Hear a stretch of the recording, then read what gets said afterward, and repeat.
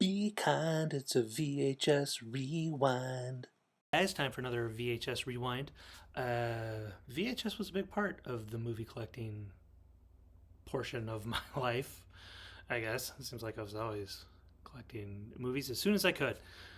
Back in the 80s, as soon as they got cheap VHS tapes that you could buy, I was getting them.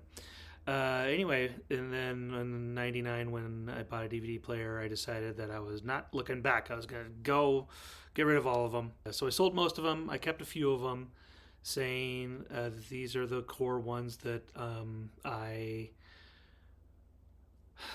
kept the movies that I wanted to be able to watch before they came out on DVD, or I thought perhaps they wouldn't come out on DVD. And so I do have some VHS tapes, and I was at my parents, and there was a big tote of them. So I thought I would go ahead and go, go ahead and relieve them of them, and see what is inside. I already know what most of the stuff is because it's a big plastic tote, so I can see through it. So this is a mix of tapes I couldn't sell off, tapes that I didn't want to get rid of. Some of them, a couple of them. A lot of those are in a different area. Tapes my parents had. So I was going to go ahead and quite a few in here. So I don't think I would have bought this one. I think this would have been one that my parents had gotten. Just Jerry Maguire. Tom Cruise, Cuba Gooding Jr. Get a little glare from the light there, but I think I'm going to leave it. And then they came out from the top. From you kids who don't know from VHSs, they're checking it in there. You see a lot of photos where they're like this. That's not how these tapes were, boxes were. They came in, they popped out of the bottom. That's how they were. Yeah. So Jerry Maguire's good movie. I do not have it on DVD. A lot of these, actually, looking at the top, I don't actually have on DVD, which is kind of surprising. Yeah, this is another. Maybe I'll just go through the ones I think were my parents, because they would have been bought after I left for college. This one wasn't. Chariots of Fire. That one was purchased. They have a date on there. 1981 was when 1990. Yeah, so got that in 1990. Anyway, Chariots of Fire. That would have been one that I would have been all bored of. I remember actually seeing that in theaters. Not actually watching it because I'm pretty sure I fell asleep because it is a long dramatic movie. So as young as I was, what was it, 80? Is that what I said before?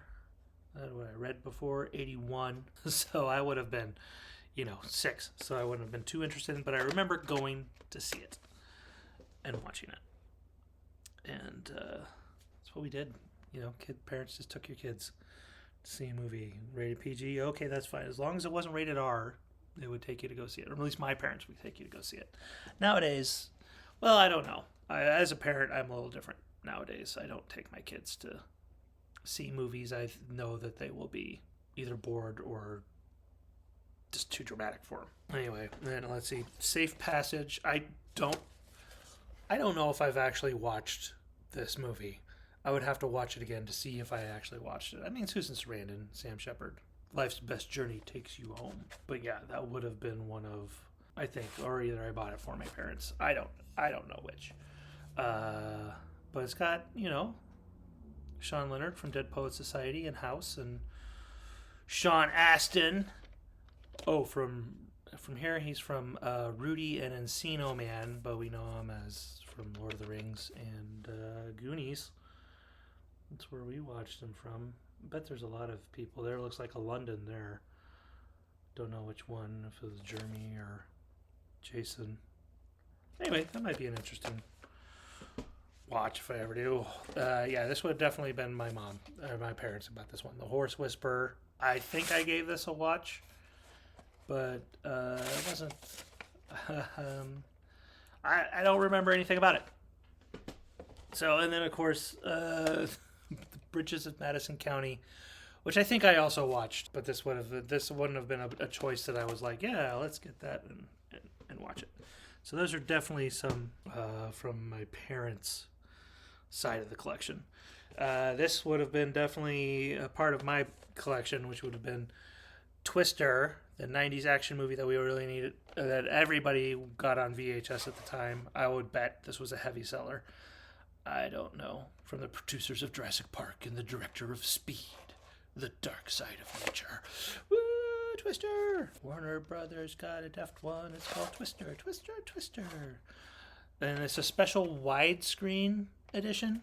So, I mean, I don't think I've ever talked about this on the channel before, but, you know, the old tapes, these guys here, it's all pan and scan, so it's meant for the square TV screens. It was back before they were all rectangle, they were square. So they were all cropped, so you couldn't see the full image. Everything was black. I'll crop it now.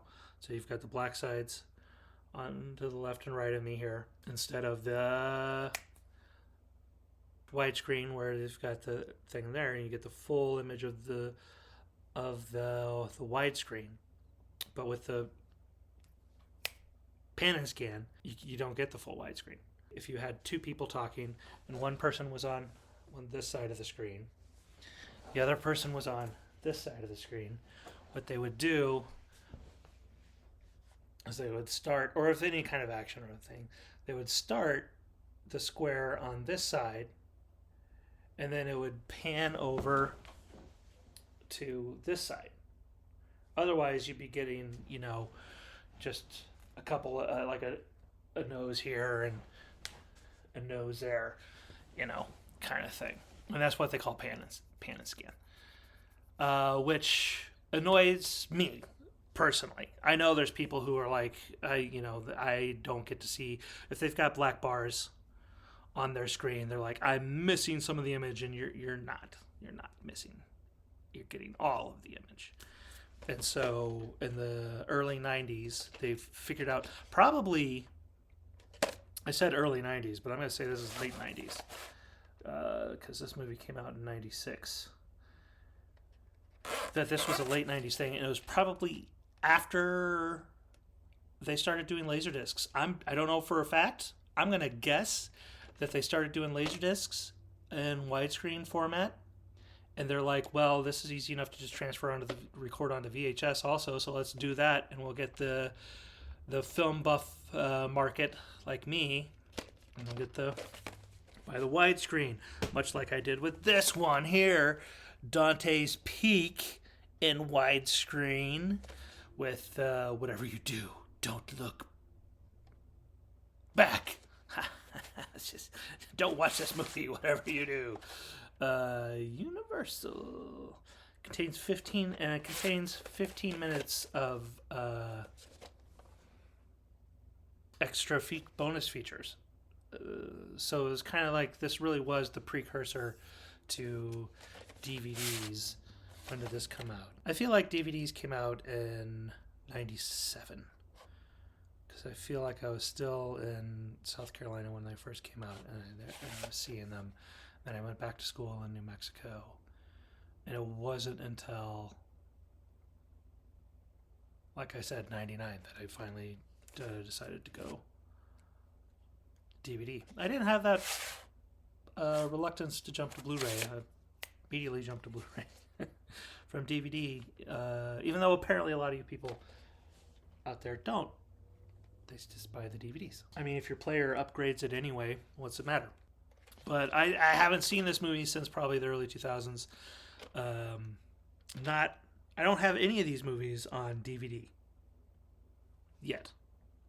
A lot of these ones I'm seeing only a few that I have on DVD, which is strange, maybe? I don't know. Maybe because it's like I still have them on VHS, and like, so my urge to get them on DVD isn't there. Unless it's like a movie that I really love. I don't know, but it doesn't make any sense because the VCR. I have one here, and I'm pretty sure it functions, but I'm not like chomping at the bit to get it. Anyway, okay. Next we have Remains of the Day. I haven't watched this one in forever. I think a new Blu-ray's coming out on this, or a 4K or something. That's really going to be a lot better than this one. And yes, this was one that I bought or encouraged my parents to. No, I bought it. Yeah, I know I bought it because it's got a Be Kind Please Rewind, but it's got a Kroger video sticker on it. So that means I bought this was previously a rental. I guess I missed the fact that there's a little sticker there. It is a rental. Back in the day, grocery stores had a section for movie rentals, which is probably why you still get a rack at the front of some stores. I know there's one at Safeway, and there was one in Albertsons, but you have red boxes now in front of grocery stores instead. And it comes from that thing where they used to have VHS rentals at the grocery store. So you go, your parents would be shopping, you go hit the little section of movies and pick a movie to watch tonight. Dinner and a movie. It made sense at the time, and it worked. So yeah, I got that because I love Anthony Perkins, and I love Anthony Perkins. I do love Anthony Perkins, but Anthony Hopkins and Emma Thompson. And this was just, I remember it being a really good movie.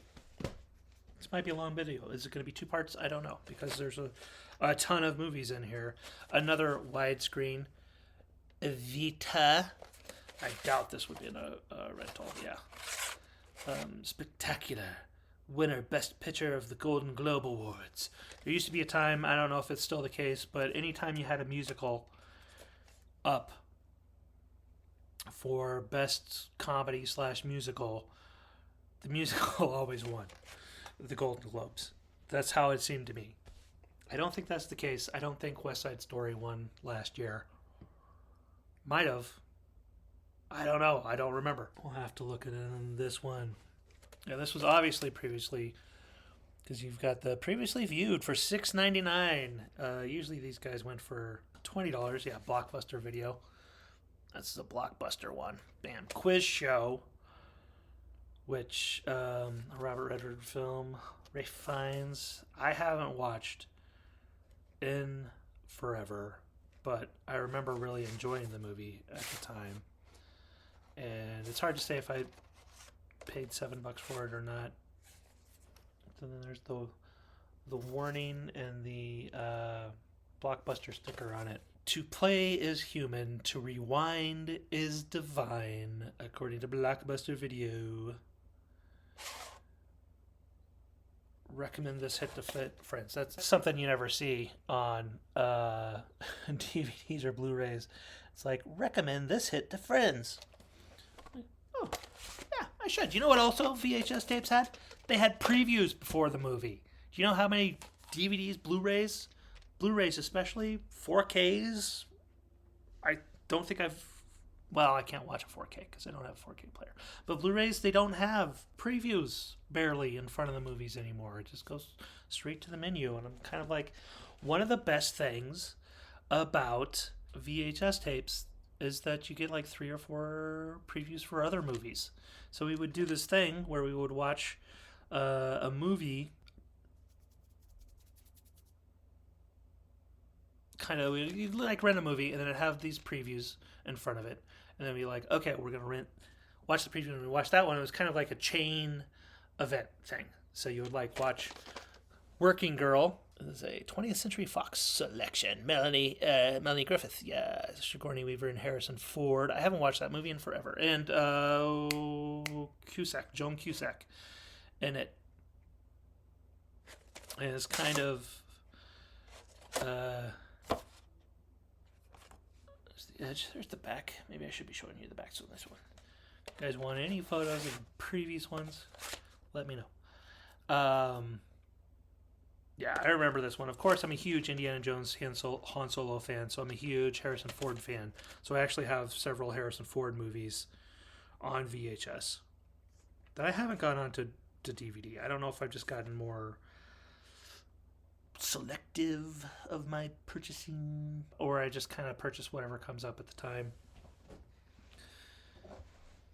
I stopped whatever thought I had before I stopped, but now I'm going to be talking about Harrison Ford and collecting in general. As a movie collector, sometimes you focus, you either do you movies you think you should own, movies you love is what it should be, movies you love, but movies you think you should own, and then subcategories of that is collecting directors that you really like their work of, so you want to get all of their stuff, and actors that you really like, so you would get all of their stuff. So Harrison Ford would have been an actor that I really love. So I see like 4 here, so I'm gonna go ahead and pull those out and talk about that. So we got Working Girl, which I probably watched when too young to watch that one. So 6 Days and 7 Nights, which I can't remember was somebody's. Was it Margot Robbie's favorite film? Harrison Ford and Heche. Harrison Ford delivers. Harrison Ford was making fun of it. Get off my night. Get off my day. That's a Air Force One joke. It's sensational, fun, funny, fabulous.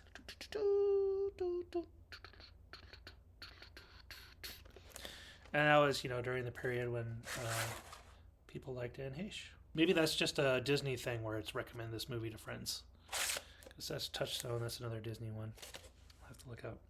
So, yeah, you know what? I'm not going to say it's the best Harrison Ford movie.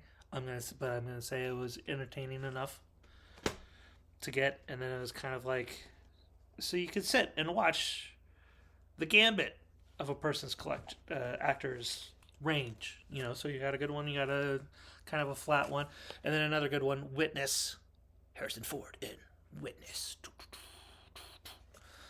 which, I'm not sure how any of these movies hold up. I haven't watched most of them for a really long time. And Paramount, and he's pointing. One thing Harrison Ford does is point and kisses people. So young Amish woman and her son get caught up in a murder. He has to go undercover. That was a fun one. Now,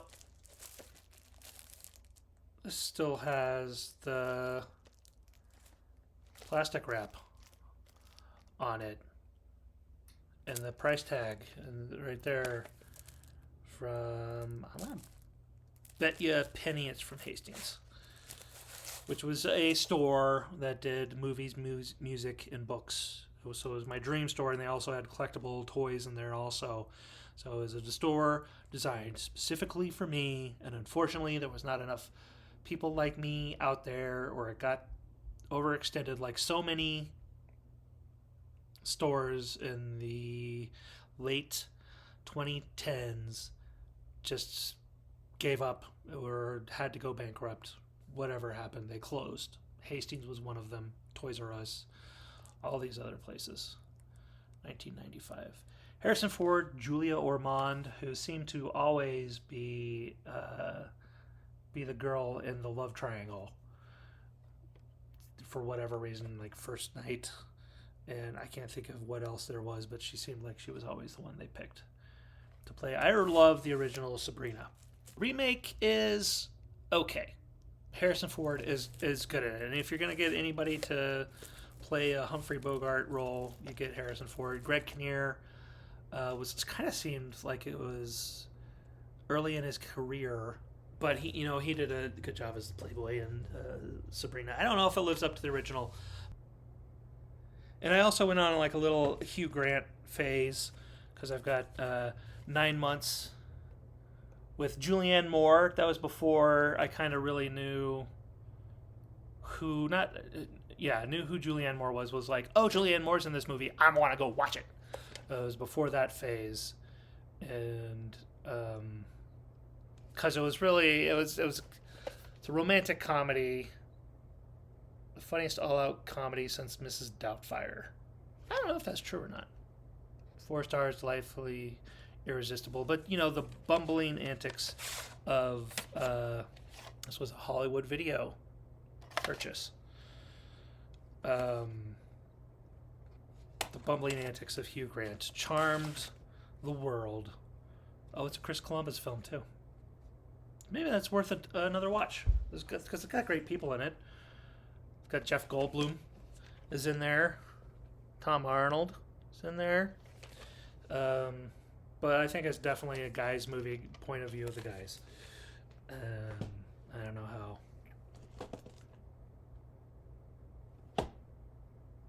how it holds up. Anyway, then Four Weddings and a Funeral. This is one I finally bought on Blu-ray. So not that I finally bought it on Blu-ray, but I have it on Blu-ray. So we finally reached a VHS tape that I've actually upgraded to a disc. But Four Weddings and a Funeral also charmed the world. Hugh Grant, Andy McDowell. He's quite engaging. She's otherwise engaged. A Mike Newell film, Four Weddings and a Funeral. And so really brought, to American audiences anyway, really brought Hugh Grant. This was the movie that kind of brought Hugh Grant into our perspective. And also, I think Hugh Laurie, right? Kristen Scott Thomas was another one that started. Simon Cowell. Oh, John Hannah, not Hugh Laurie, John Hannah. And Rowan Atkinson. I think this was before Mr. Bean. I think American audiences weren't too up on like Blackadder and whatever else he was doing. Okay. She's the one. She's the one. Edward Burns. He was the indie filmmaker. Edward Burns, director of Brothers McMullen. Cameron Diaz and Jennifer Aniston in there. Maxine Bonds.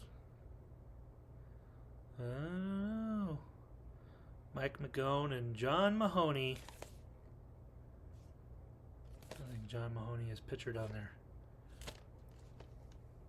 Yeah, you can choose your side. Do you want the Jennifer Aniston side or the Cameron Diaz side? The choice is yours. But, 90, was it 90s? I'm assuming these are all 90s because I didn't buy anything on tape after I got that DVD player in 99. So, yeah. Independent cinema in the 90s was a good sample of that. And also, this would have been after Friends. It wasn't a big hit, this movie. And so it was kind of an example of how Jennifer Aniston didn't... in the early days, her convergence from TV star to movie star was a little rocky. She didn't have a lot of big hits, moneymakers at the beginning. And so this was one of the examples of that. The other one was that one with Kevin Bacon in it about photography or something. Picture Perfect, if I find it in here, you will see it. We'll go ahead and go with the romantic comedies. Because we got Sleepless in Seattle, another one I got on DVD. Classic one. Easily the hippest, frankest, and funniest date movie around. So if you want to know what was hip, frank, and funny in 1980... 93 is the layout. 93 is when it came out, 93 is the layout. So this was a 6-month turnaround. In the 90s, they were doing like a 6-month turnaround. It took a long time to get to 3 months. I don't think there's been a 3-month turnaround until DVDs came out. Don't mark me on that. Don't quote me. But I feel like that is true. So you're going to choose Tom Hanks on one side, Meg Ryan on the other one. America's favorite couple in the 90s, even though they only did 3 movies together. But this was a big one. I think everyone in '93 watched that one.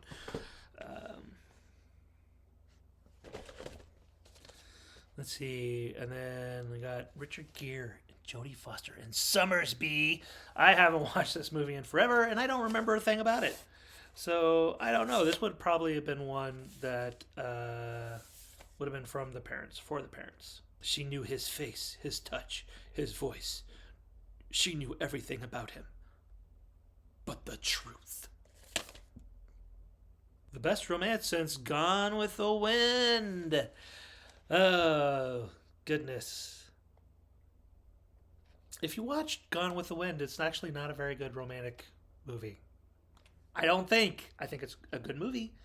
I think it's a great depiction of that era in American history, but has the romance between the two lead characters. I not my cup of tea, I guess. Anyway, Summersby. I haven't watched Richard Gere, Jodie Foster. Now this one, I haven't watched this one either. Oh, there's another Hugh Grant. I should have picked this one with the Hugh Grant one. But Sense and Sensibility, widescreen. It's widescreen. Yeah, TriStar, Ang Lee film. I was kind of worried there for a second. 7 Academy Award nominations. I mean, come on. It's got Emma Thompson. It's got Alan Rickman. It's got Kate Winslet. It's got Hugh Grant in it. And that's just a great cast. And an interesting story. Widescreen. I'm going to have to watch this one again because I haven't watched it in forever. Actually, I think I have a remake on DVD that I need to watch before I break out the VCR for that guy. Let's see. We'll do another dramatic movie here. Amadeus.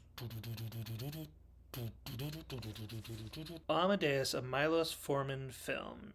E. Murray Abrahams, Tom Hulce, Elizabeth Burridge. Best Picture 1984. Movie of the Year. Winner of 8 Academy Awards. So I feel like Amadeus was actually the first movie where I started to pay attention to the Academy Awards. I don't know if I had really started the watching them every year at that point. I really don't think that started until Silence of the Lambs. But I was aware of the Oscars, what it meant, because I feel like it's an HBO video. I mean, I was younger and more naive, but I felt like the Oscars back in the 80s and the 90s meant a little bit something more than it does nowadays.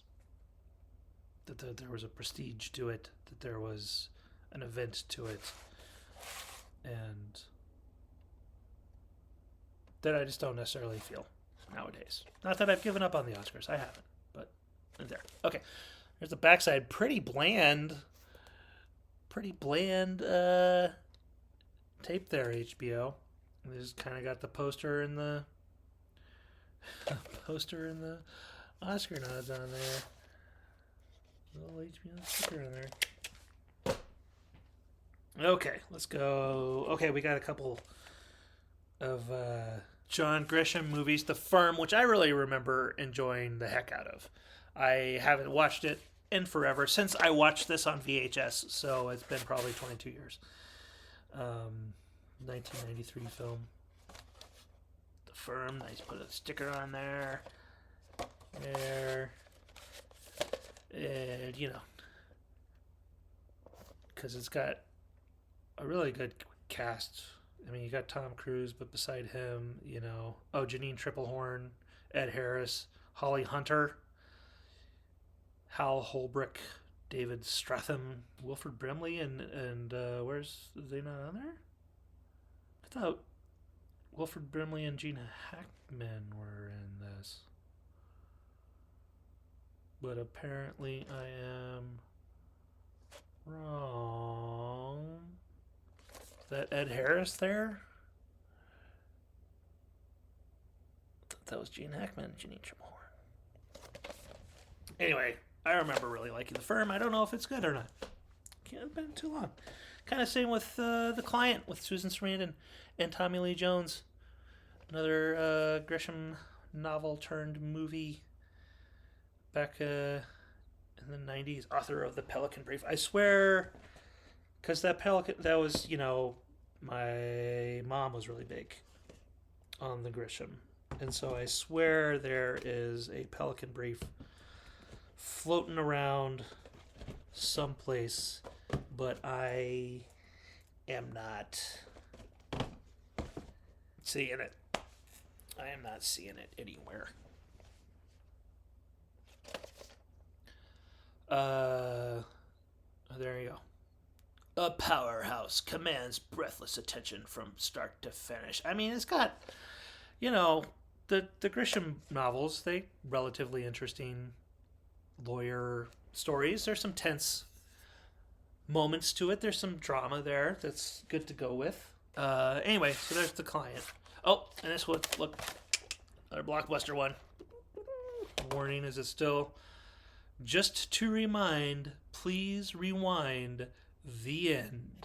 Blockbuster video. Wow! What a difference!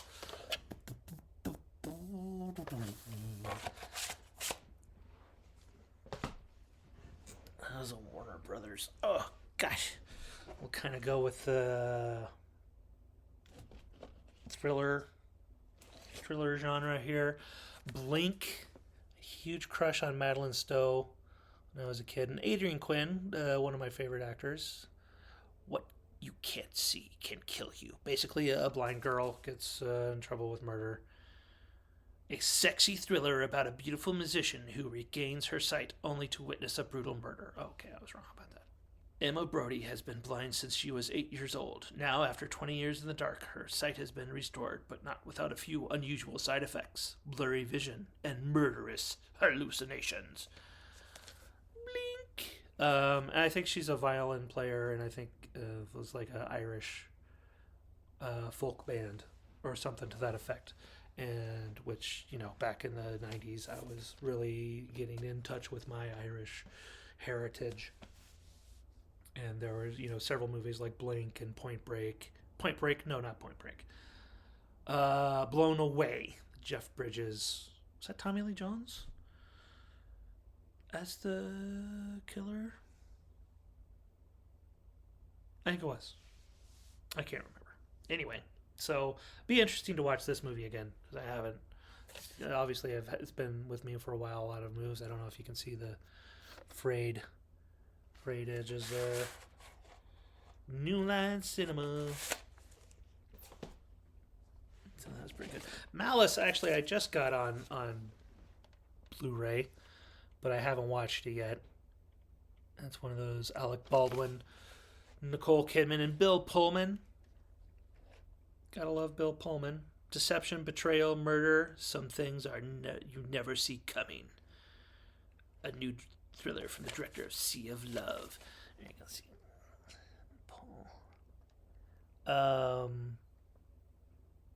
This is one of those sexy thrillers.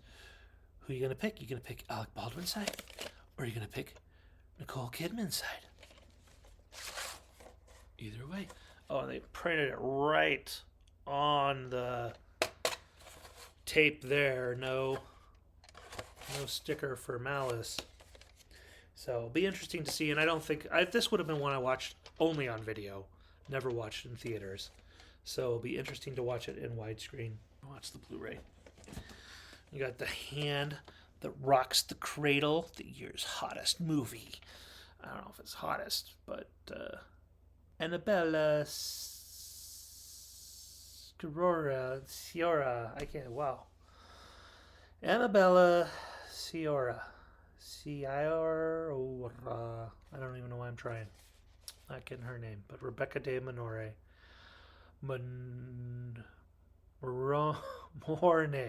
Rebecca De Mornay. Trust is her weapon. Innocence is her opportunity. Revenge her only desire. I think this was like one of the first, like my introduction to Rebecca. And so it's got the guy. I forgot the guy from what's the Deep Star 6? One of the guys from Deep Star 6 was in that. I forgot about it. And Summer School, maybe? They're not going to tell me. They're just going to tell me that Annabella was in The Hard Way and Internal Affairs and Rebecca was in risky business. But this was the one that, kind of, and I think she had a arc of being popular. And then Disclosure, another one of those sex thrillers that I don't know if it holds up at all. I don't know if it really held up then, honestly. But here it is, a fantastic, sexy thriller, masterfully done. Anyway, so in 1994, you got movies about men being sexually assaulted in the workplace rather than women. That's where that's. Oh, and the classic Hollywood classic collector's edition, Diabolique, the original French film. This would have been something that not really rare, actually. A lot of films got, but it's hard to find them. I think old foreign films. I mean, I'm sure there was a market for them. I'm sure they got released, but it was kind of hard for someone like me growing up Western Nebraska. But I probably got this when I was in school in Santa Fe. It's hard to say. It's funny they call it. Well, the people who released it was manufactured and distributed by Madison Music Group Inc. in 1994. Anyway, it's funny that they called it a Hollywood classic collector's edition. Is there anything collector's about it? Just the fact that they put it out, I think, is what's collector's about it. The edge in this edge of your seat, highly suspenseful thriller. Sadistic headmaster's long-suffering wife and mistress join forces to plot his murder. I know they made the American version of this, and I don't remember much about that. Rebecca, another 20th Century Fox selection. Alfred Hitchcock's Rebecca, John Oliver. This one I do have on Blu-ray. I believe the Criterion Collection version. Yes, I do like Alfred Hitchcock movies, and yes, I have collected almost all of them and enjoy watching them. But this one I haven't watched yet since I watched it on VHS, so it's been 22 years. It'll be interesting to see how it holds up. So just the label, the blue, green, white label of the Fox, 20th Century Fox, CBS Fox Video, ABC Video. Interesting. Closed caption. No, that's not interesting. I don't remember if I. So yep, got beaten up quite a bit there. Okay, this little video is a little long, so I might split it in two. So if you're seeing this, then that's what's going on. I'm going to stop here, and I'll pick it up next.